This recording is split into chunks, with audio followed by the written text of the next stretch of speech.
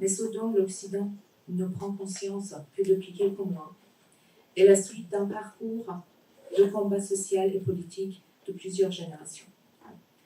Le slogan « Femmes, vie, liberté » a très vite dépassé des frontières de l'Iran. En Afghanistan, depuis des décennies, la voix des femmes sont étouffées dans tous les domaines de la vie, sociale, politique et familiale. Sur cette terre profondément meurtrie par la guerre, les écrits des femmes sont un vivant monument, sans cesse recréé, à la mémoire de tous ceux qui ont perdu la vie par la violence. Le lien entre l'Iran et l'Afghanistan est inscrit dans leur histoire commune, leur langage commun, et il rayonne à travers leur culture et leur littérature commune. Et c'est à Strasbourg que le collectif Voix des femmes de Kaboul à Téhéran a vu le jour, réunissant des femmes iraniennes et afghanes dans leur lutte contre l'islam politique. Aujourd'hui, nous avons choisi de donner la parole aux femmes auteurs iraniennes et afghanes. Empruntant les voies de la littérature, elles continuent de lutter pour les libertés fondamentales en créant leur propre espace littéraire, social et politique aux côtés des écrivains masculins. En effet, une grande partie de ce qui est dit et écrit aujourd'hui en Occident décrit d'un point de vue extérieur la situation en Iran et en Afghanistan, perpétuant des idées anciennes, fausses et généralisantes. Par leur travail littéraire, les femmes poètes et écrivaines ajoutent une myriade de nuances de compréhension de leur sort. Leur regard de l'intérieur nous offre une nouvelle mise en perspective, plus proche de la réalité.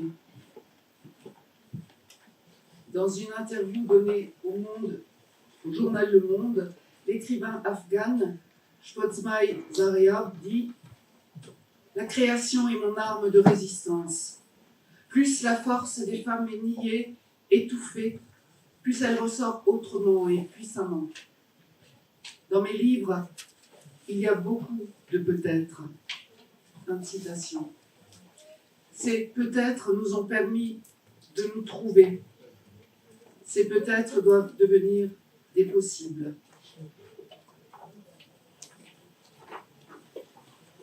Le premier texte de Bahar Saïd, autrice et poétesse, elle vit actuellement en Australie, où elle publie des textes expérimentaux explorant les thématiques de l'exil, de la violence ou de la religion.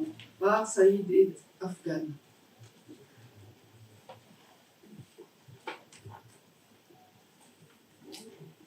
شعر از بهار سعید عنوانی سیاه چادر.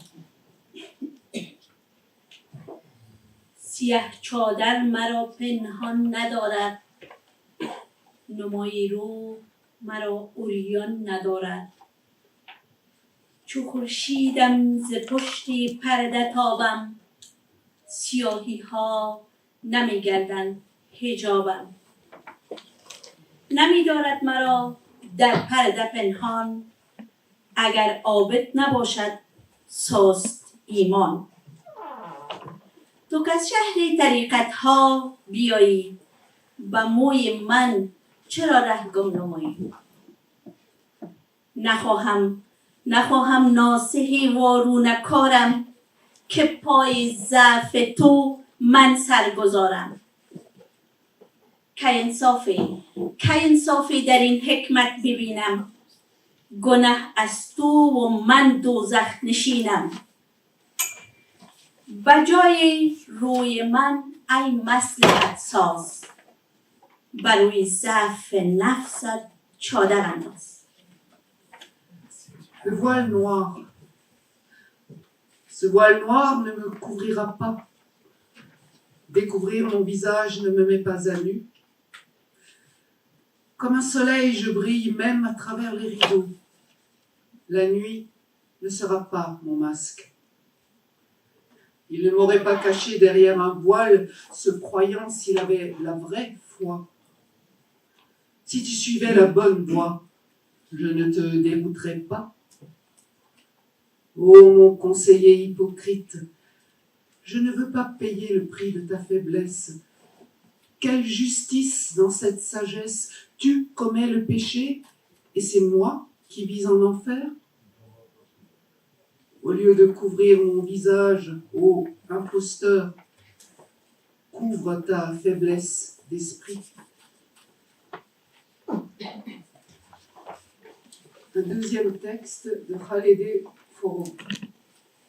Née en 1972, elle est professeure de langue et de littérature persane à l'université de Kaboul et l'une des poétesses les plus prometteuses de sa génération.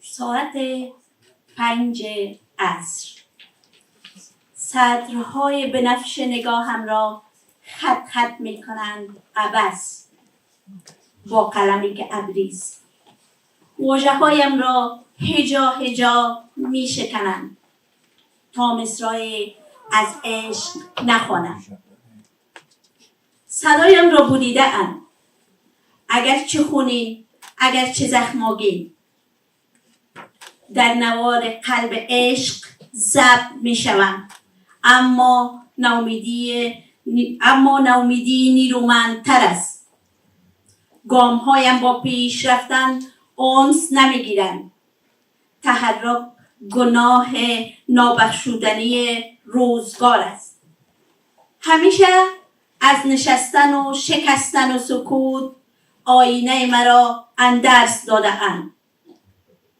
ساعت زمان ما همیشه 5 عصر است هیچگاهی 5 بامداد نبوده است هیچگاه یاد زنگار بسته است خسته است کلکین خانه ما آژنگین کلام است با دیوار در میان میگذارد بیداری را که به آن نرسیده است این بار باران در گرداگرد باد میوزد و دستان درختان را با به هیچ سنجشی به زمین پرتاب میکند نای تنهایی باید نواخت نای تنهایی Les lignes violettes raturent mon regard en vain. Avec un crayon de nuage, elle brise mes mots syllabe par syllabe pour que je ne chante pas les vers de l'amour. On m'a étranglé la voix.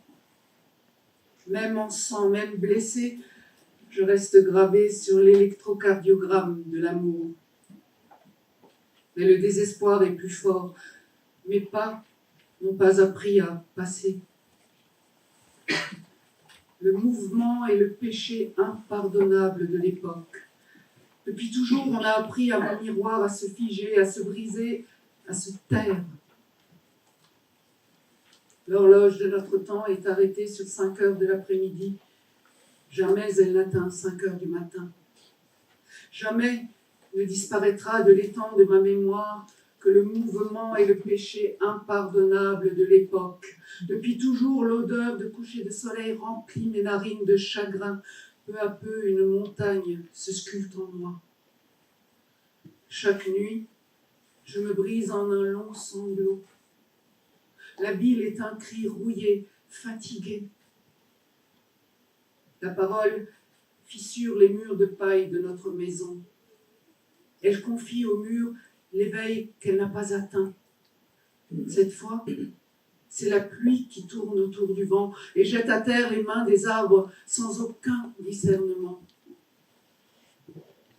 La flûte. Il faut jouer la flûte de la solitude.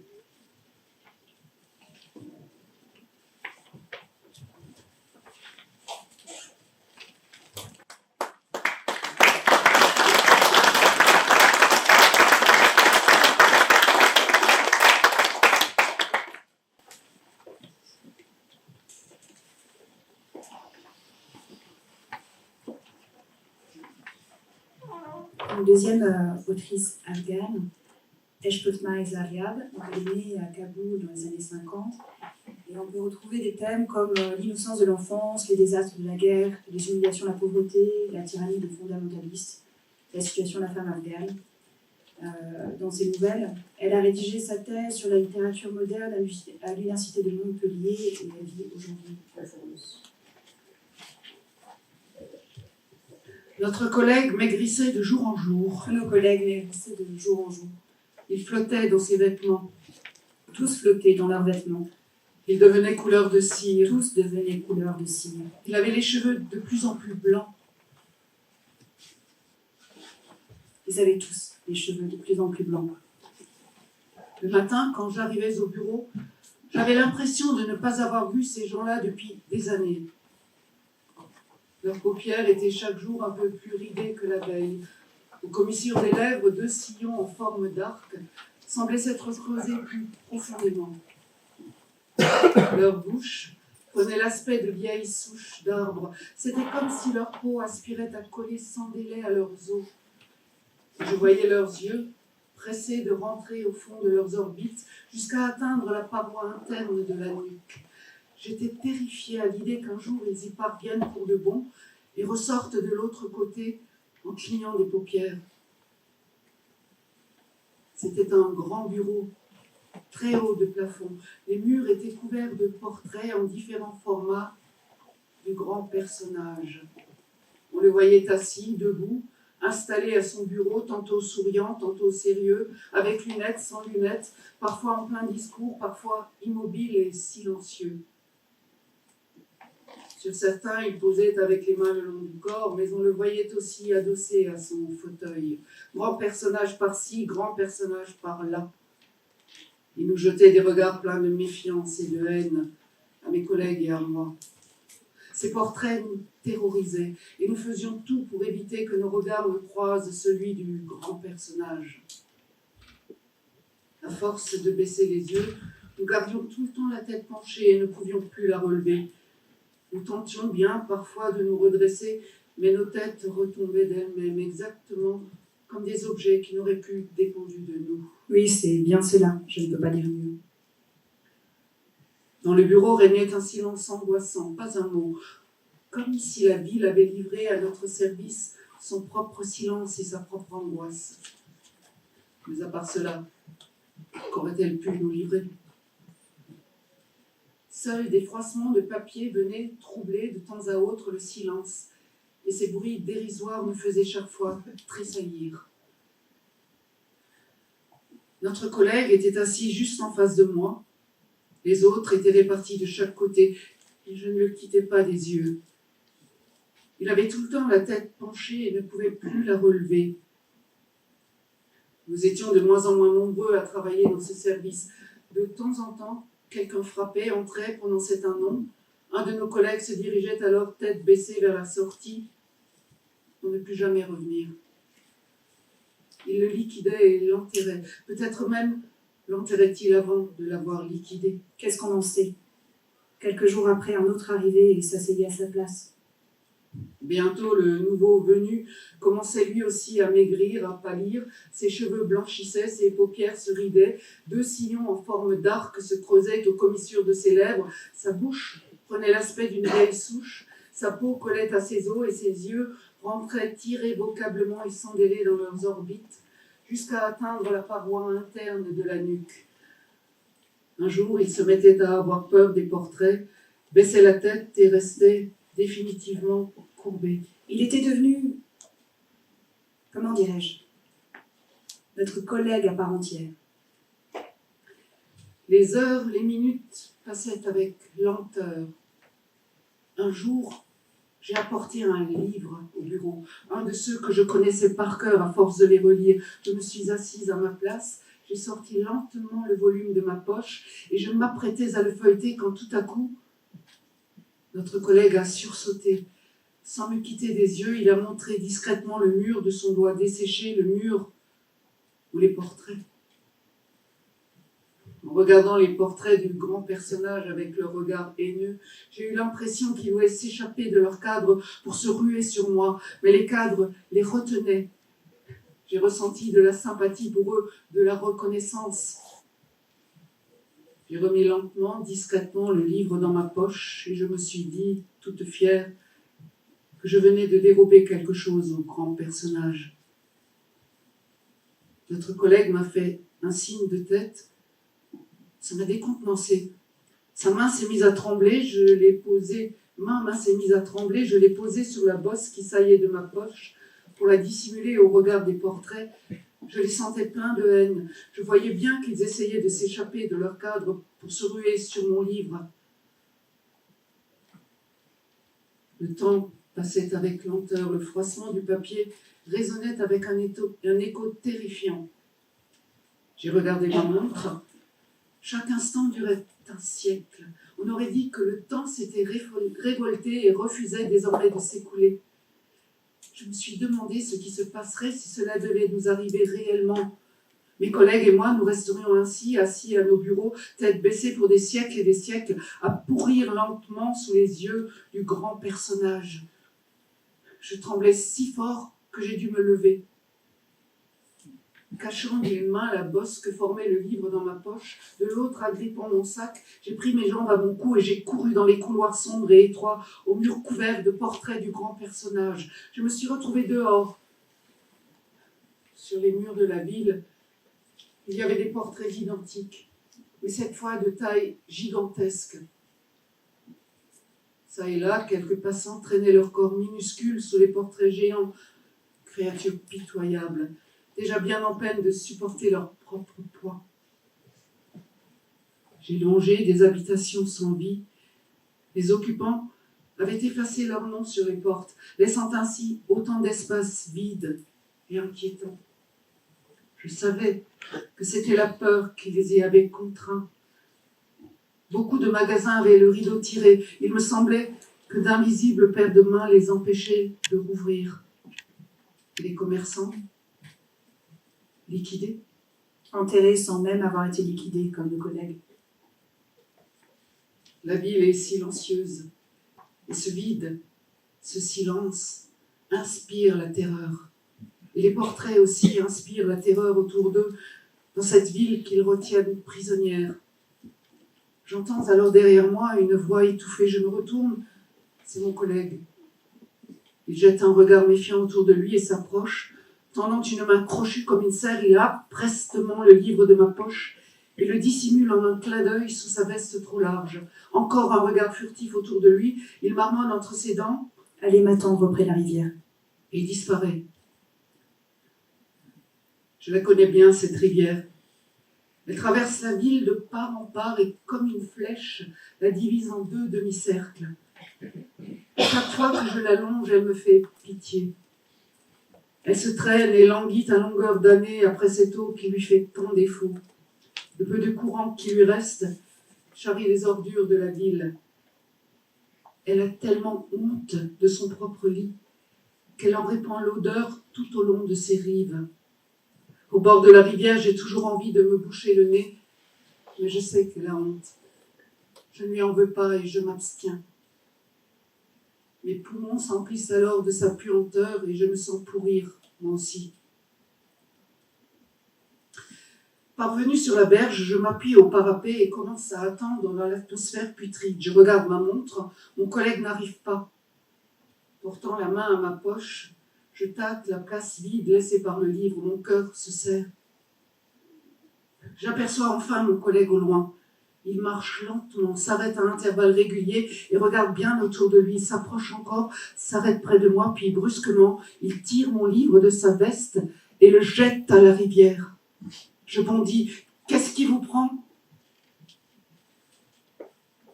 Il ne dit rien. Mon livre dégringole vers les ordures, il ne va pas tarder à les atteindre. On dirait qu'il me lance des appels de détresse, mais je suis incapable de l'aider. Appuyé au parapet, je lève les yeux. Et les montagnes qui cernent la ville de l'autre côté de la rivière s'imposent à mon regard.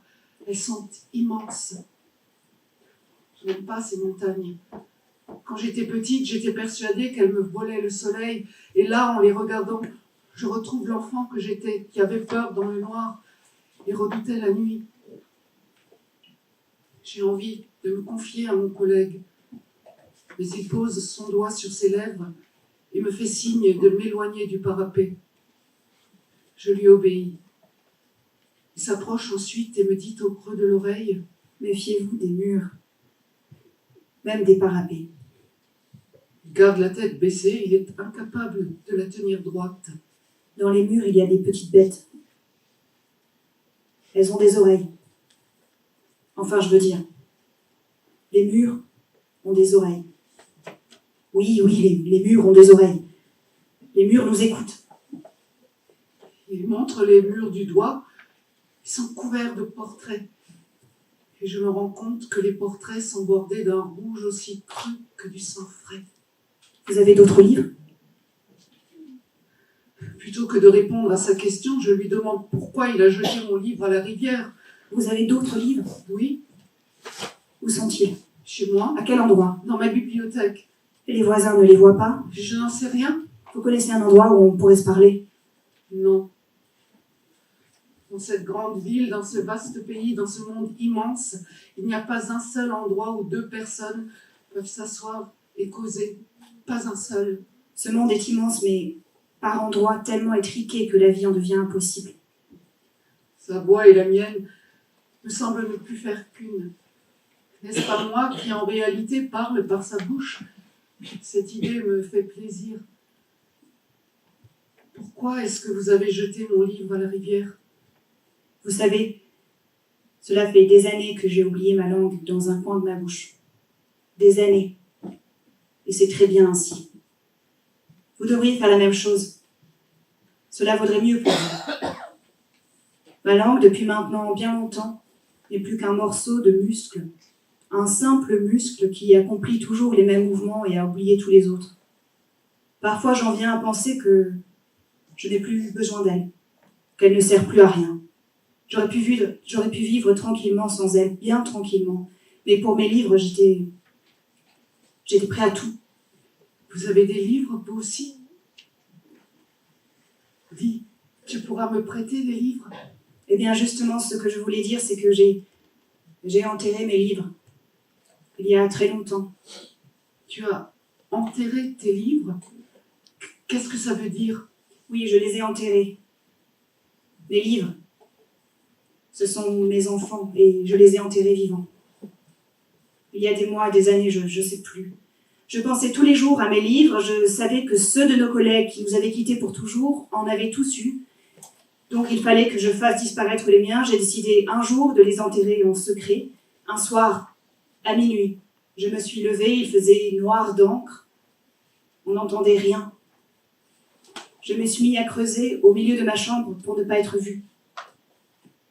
J'en suis venue à bout en quelques nuits. Je devais creuser sans faire de bruit et le matin, bien verrouillé avant de partir au bureau. Quand la fosse m'a paru assez profonde, j'ai sorti mes livres de la bibliothèque et je les ai descendus dedans. J'ai remis de la terre par-dessus et après avoir acheté un sac de ciment, j'ai reconstitué le sol de la chambre. Enfin, j'ai disposé des tapis. Dans la bibliothèque, à l'emplacement laissé par les livres, j'ai rangé la pioche, la pelle et les autres outils. C'était étrange. Je me suis retrouvée tout d'un coup incroyablement seule. Et j'ai senti que cette solitude allait être insupportable. La bibliothèque me lançait des regards de reproche, j'étais complètement seule, il n'y avait plus personne chez moi, non seulement j'étais seule à la maison, mais j'étais aussi seule au monde. C'était horrible. C'est au cours de ces nuits-là que j'ai poussé mon lit à l'endroit que j'avais rebouché, de façon à dormir sur mes livres. Nuit et jour, la même obsession me tenaillait. J'étais persuadée qu'ils me parlaient.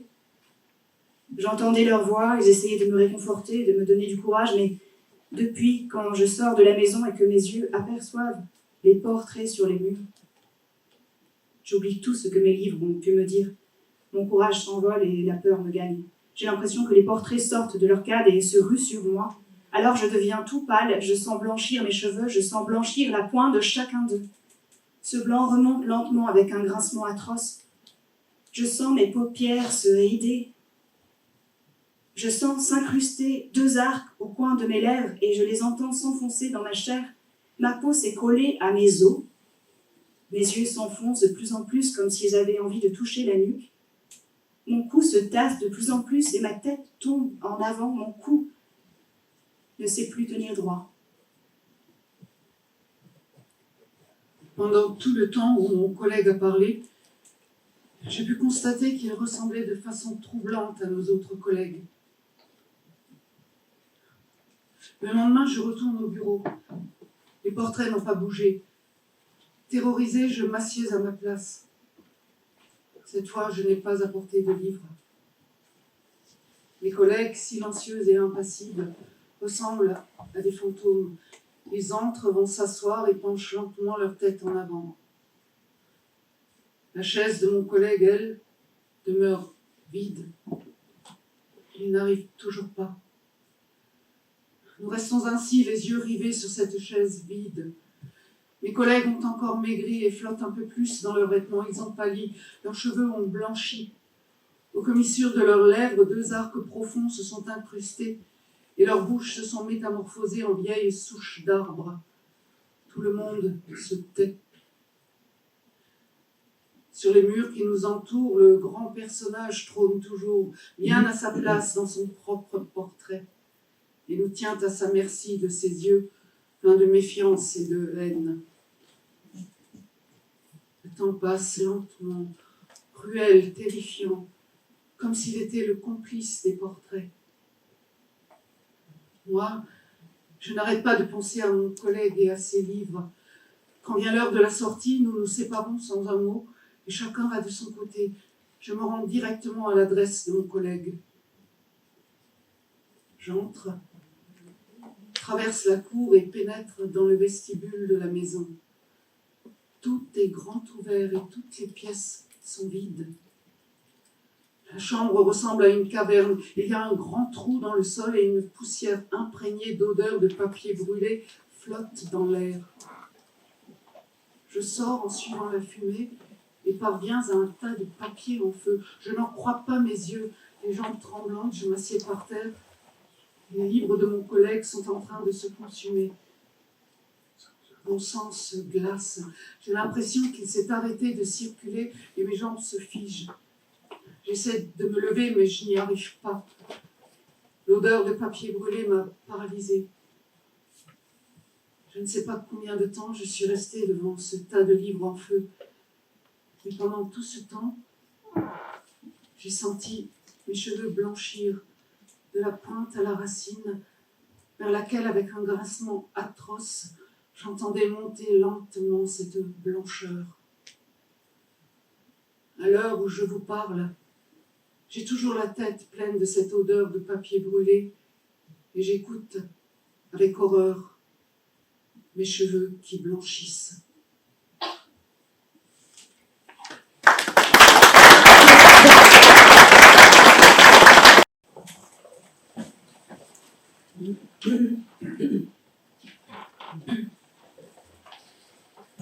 Née en 1980 à Kaboul, Omira Kaderi est romancière, professeure de littérature et militante des droits des femmes afghanes. Elle a publié 6 livres en Afghanistan et en Iran, dont certains ont reçu des prix prestigieux. Depuis la chute de Kaboul en septembre 2021, elle vit pour la 2e fois en exil. Je vais vous lire un extrait de son œuvre autobiographique, Danser dans les mosquées, la lettre d'une mère afghane à son fils.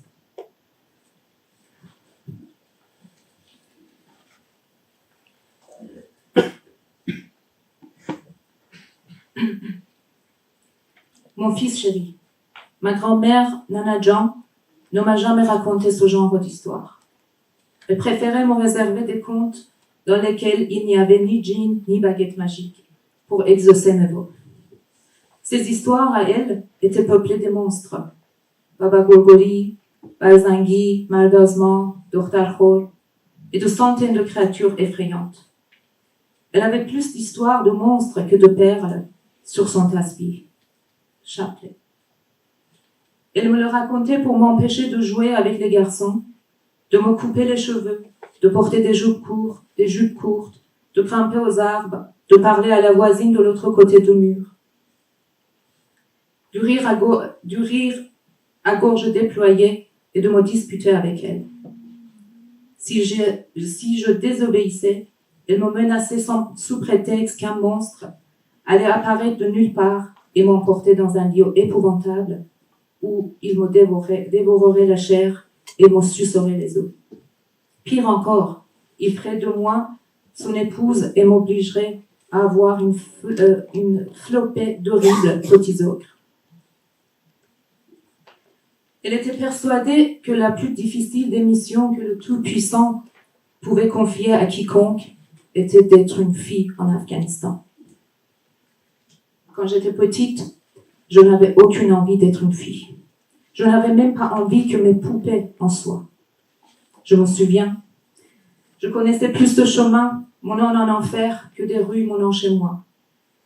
Nana John me racontait tellement d'histoires qui se passaient en enfer que je pouvais en décrire chaque recoin, les yeux fermés. Voilà pourquoi, le jour où tu es né, j'ai enfin été acceptée et acceptable. J'avais accompli mon devoir. J'étais mère dans ce pays torturé à qui j'avais donné un fils. Toi, mon amour. J'ai peu connu les joies de la maternité. À cause des maudites lois de la ville, j'ai été privée de toi alors que tu étais un bébé de 19 mois à peine, encore nourri au sein. Voilà maintenant, 985 nuits que tu m'as été enlevé. 985 nuits que les loups hurlant au vent ont mis fin à mes berceuses. Aujourd'hui, je vis à des milliers de kilomètres de toi, de vous tous, dans cette pièce en Californie, et la seule trace de la joie que fut ta naissance est la cicatrice qui orne mon abdomen. J'y vois comme le sceau de la maternité. J'entends te dire qu'ils t'ont posé des questions sur ta mère et que tu as éclaté en sanglots. Quand on a annoncé ma mort. Surtout, tu ne le crois pas. Je ne suis pas morte. Je vis une vie d'exilé dans un pays qui a saboté à lui ses lois et ses problèmes. Pour mon plus grand malheur, hélas, il lui manque ce qui est le plus cher. Ce qui est le plus cher à mon âme, toi.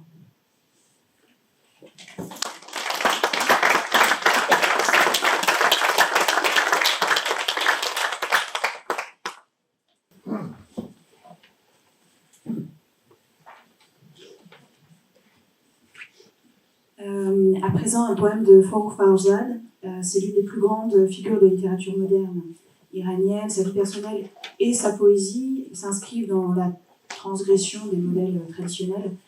Elle est l'une des premières femmes à évoquer le désir féminin. Elle adopte un point de vue résolument pessimiste pour décrire la société de son temps, les problèmes du peuple iranien à une époque de transition entre tradition et modernité.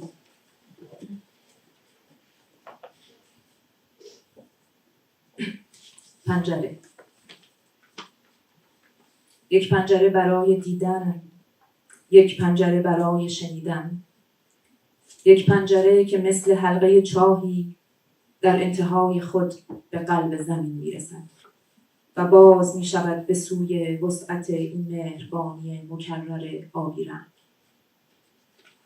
یک پنجره که دستهای کوچک تنهایی را از بخشش شبانه عطر ستاره‌های کریم سرشار می‌کند و می‌شود از آنجا خورشید را به قربت گل‌های شمعدانی مهمان کرد. یک پنجره برای من کافی است. من از دیار عروسک‌ها می‌آیم، از زیر سایه‌های درختان کاغذی، در باغ یک کتاب مصور، از فصل‌های خشک تجربه‌های عقیم دوستی و عشق، در کوچه‌های خاکی معصومیت، از سال‌های رشد حروف پرید رنگ الفبا، در پشت میزهای مدرسه مسلول، از لحظه‌ای که بچه‌ها توانستند بر روی تخته حرف سنگ را بنویسند و سارهای سراسیمه از درختان کهنسال پر زدند. من از میان ریشه های گیاهان گوشتخوار می آیم و مغز من هنوز لبریز از صدای وحشت پروانه‌ای است که او را در دفتری به سنجاقی مسلوب کرده بودم. وقتی که اعتماد من از ریسمان سست عدالت آویزان بود و در تمام شهر قلب چراغ‌های مرا تکه تکه می‌کرد. وقتی که چشم‌های کودکانه عشق مرا با دستمال تیره قانون می‌بستند و از شقیقه‌های مضطرب آرزوی من فواره‌های خون به بیرون می‌پاشید. وقتی که زندگی من دیگر چیزی نبود، هیچ چیز به جز تیک‌تاک ساعت دیواری، دریافتم باید دیوانه‌وار دوست بدارم. یک پنجره برای من کافی است. یک پنجره به لحظه آگاهی و نگاه و سکوت. از آینه بپرس نام نجات دهندت را. آیا زمین که زیر پای تو می‌لرزد تنها تر از تو نیست؟ پیغمبران رسالت ویرانی را با خود به قرن ما آوردند. این انفجارهای پیاپی و ابرهای مسموم آیا طنین آیه‌های مقدس هستند؟ ای دوست، ای برادر، ای همخون، وقتی به ماه رسیدی تاریخ قتل عام گلها را بنویس. من شبدر 4 پری را می‌بویم که روی گور مفاهیم کهنه رویده است. آیا زنی که در کفن انتظار و عصمت خود خاک شد جوانی من بود؟ حرفی به من بزن. من در پناه پنجره‌ام. من با آفتاب رابطه دارم.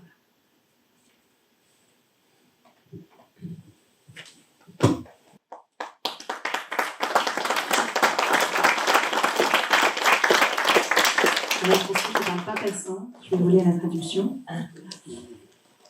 Une fenêtre pour voir. Une fenêtre pour entendre. Une fenêtre qui, comme un puits, rejoint le cœur de la terre et s'ouvre sur l'étendue de cette récurrente tendresse bleue.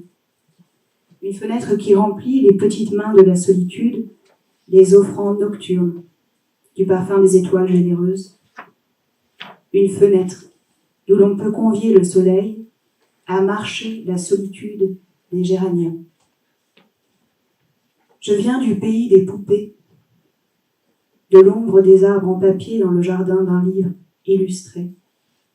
Je viens des saisons sèches, des expériences stériles, d'amitié et de tendresse, dans les ruelles poussiéreuses de l'innocence.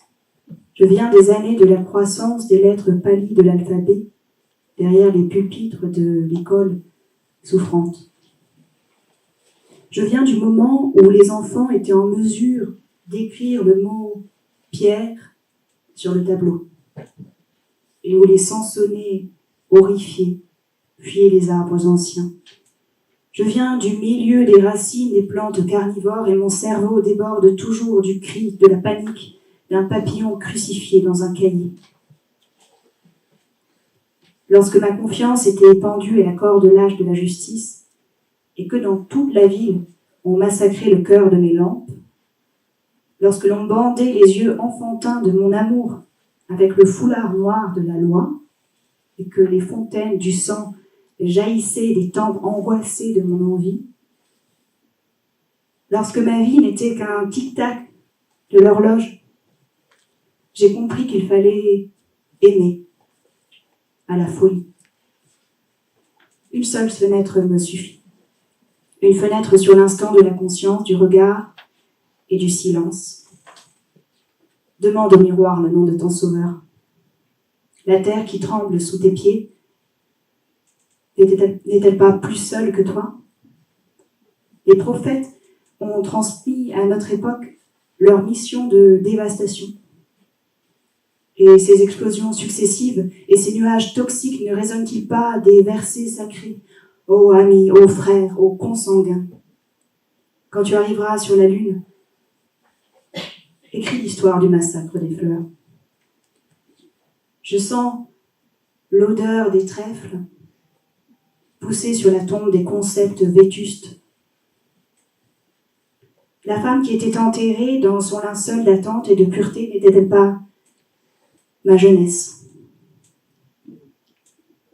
Dis-moi quelque chose. Je suis à l'abri, à la fenêtre. Je suis en contact avec le soleil.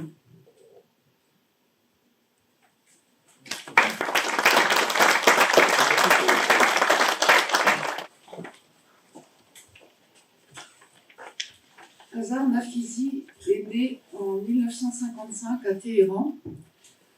Elle est romancière, écrivaine et professeure d'université.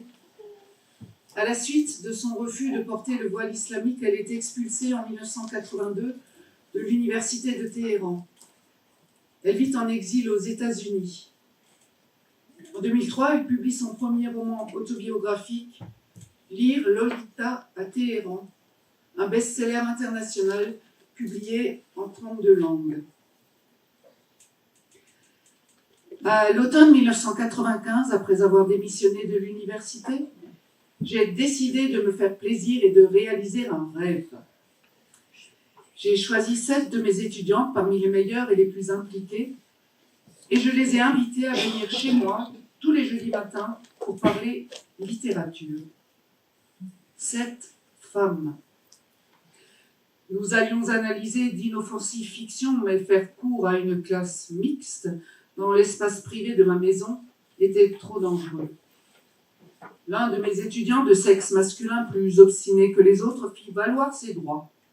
Il prit donc l'habitude de lire chez lui, chaque semaine, ce qui était prévu et de venir travailler avec moi un autre jour.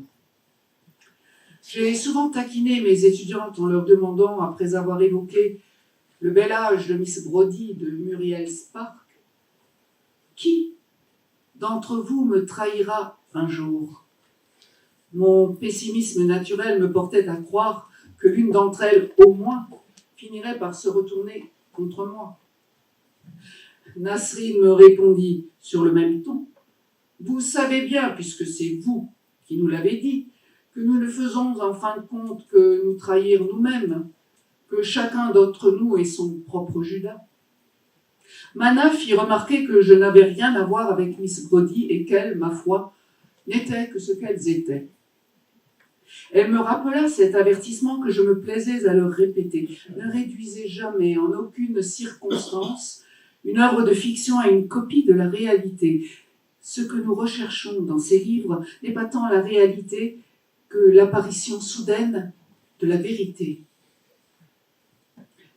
Pourtant, j'imagine que si nous avions dû aller contre mes propres recommandations et choisir une œuvre de fiction qui fasse écho à nos vies dans la République islamique d'Iran, ce n'aurait pas été le bel âge de Miss Brodie, ni même 1984, mais peut-être Invitation au supplice de Nabokov, ou mieux encore, Lolita.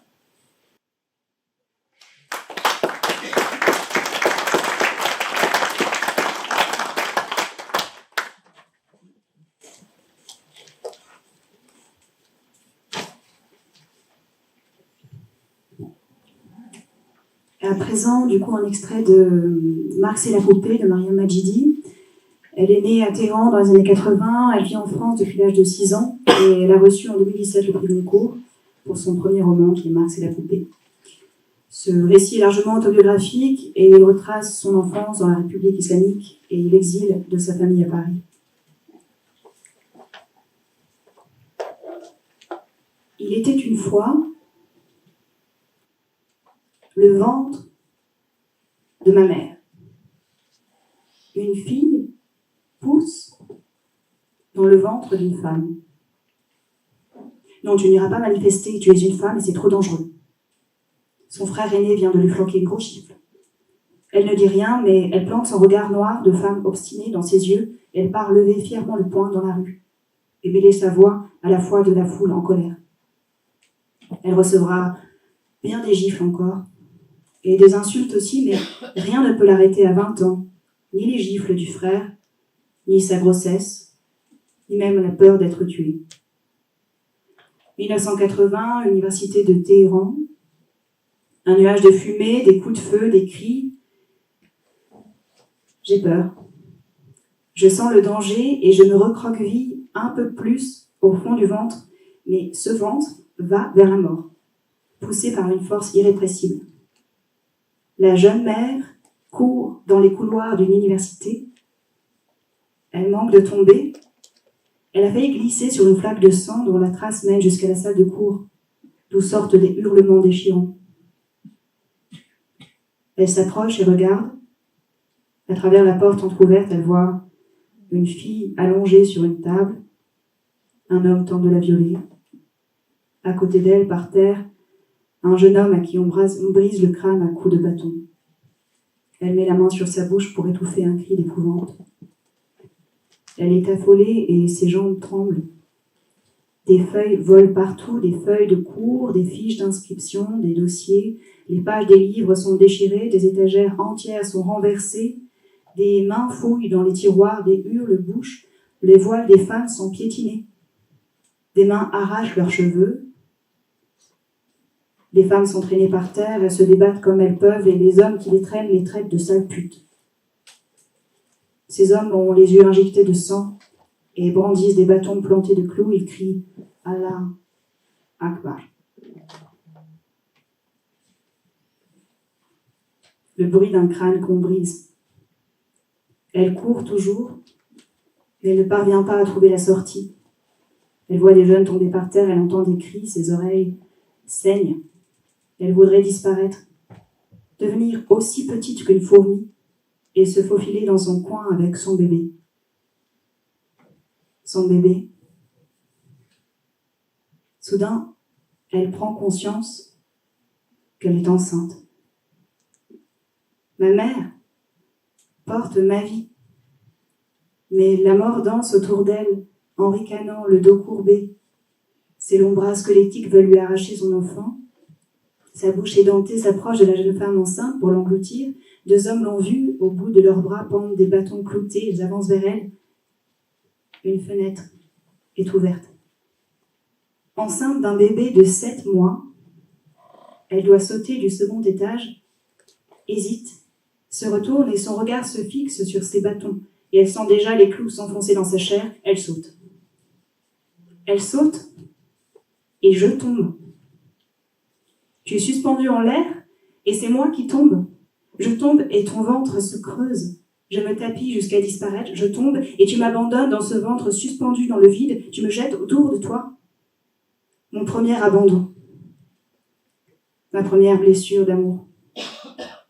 Ange sans aile, ma folle irrépressible, ma douce assassine. À cet instant-là, tu as creusé un trou en moi dans lequel toutes les angoisses de ma vie future prendront racine. Tu tombes et je meurs. Le temps d'une seconde, dans ton ventre devenu tombeau. La mère est étendue sur le sol, incapable de bouger, une douleur vive dans la jambe, la tête tournée vers le ciel, les yeux grands ouverts. Elle fixe les nuages blancs. Elle reconnaît dans un nuage la forme d'une tête de cheval. Sa vue se trouble, sa tête est lourde. Juste avant de plonger dans un profond sommeil, elle pose ses mains sur son ventre. Le bébé bouge.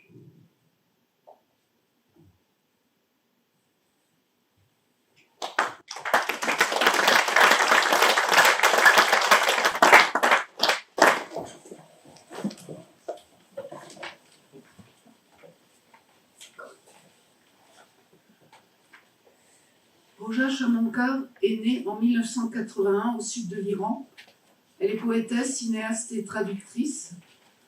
Loin d'être autocentrée, par son expérience amoureuse personnelle, elle engage une réflexion sur la capacité de résilience de la société iranienne qui, en dépit du joug de l'oppression, parvient à s'échapper et à créer des îlots de résistance et de liberté.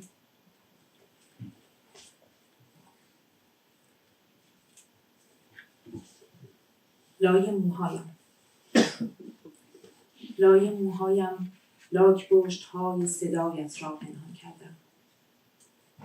بازماندگان کوچه های خاکی. لای موهایم باران های در گوشی پنهان کردم. لای موهایم شعله های در گوشی. لای موهایم خیابان های در گوشی پنهان کردم از شبهای تهران.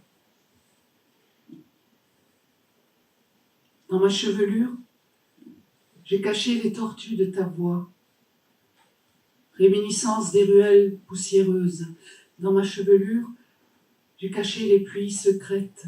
Dans ma chevelure, des flammes secrètes. Dans ma chevelure, des ruelles secrètes, des nuits de Téhéran.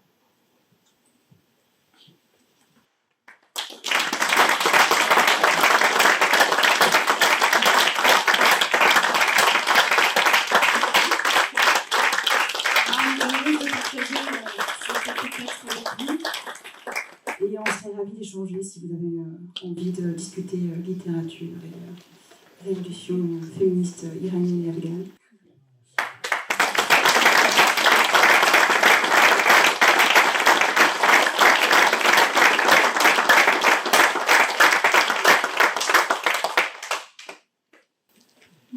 Comme le disait Salomé, merci aux bibliothèques idéales de nous avoir accueillis dans leur détour. Merci à la BNU pour leur accueil et merci à vous tous pour votre présence. Hélène, Mariam, Salomé. Bien.